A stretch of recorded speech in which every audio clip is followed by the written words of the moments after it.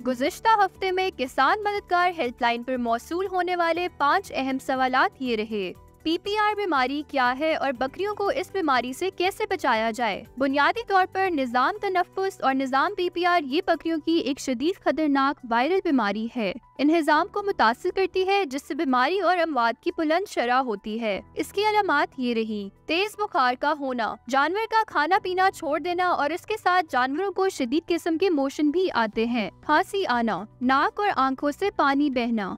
इसके हिफाजती तदाबीर ये रही: बीमारी आने से पहले जानवरों को हिफाजती वैक्सीन करवाएं। बीमार जानवर को सेहतमंद जानवरों से अलग रखें। जरूरी हिदायत: बीमारी की सूरत में फौरी तौर पर वेटनरी डॉक्टर से रुजू करें। मजीद रहनुमाई के लिए किसान मददगार हेल्पलाइन पर राब्ता करें। गन्ने की काश्त में चाइनीज पिट टेक्नोलॉजी क्या है?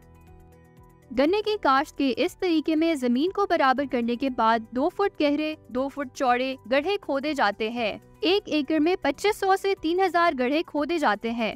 गड्ढों के दरमियान फासला भी 2 फुट होना चाहिए। हर गड्ढे में 15 से 20 2 आंखों वाले समूह की तादाद रखें। इस तरीके को इस्तेमाल करके हम 2000 से 2500 मन फी एकड़ पैदावार हासिल कर सकते हैं। कपास की फसल को पहला पानी कब लगाना चाहिए?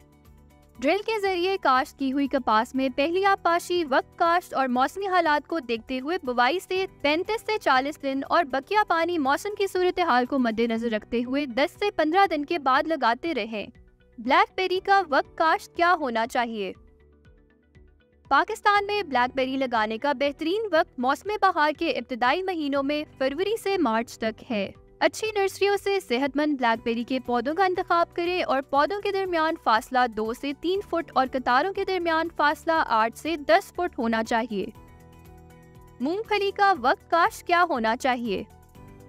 मूंगफली की काश्त का इन्हिसार उसकी वैरायटीज और दर्जा हरारत पर होता है। पाकिस्तान में मूंगफली की काश्त का मौसम आम तौर पर अप्रैल से मई तक जारी रहता है और मौजूद दर्जा हरारत 25 से 30 डिग्री सेल्सियस के दरमियान होना चाहिए।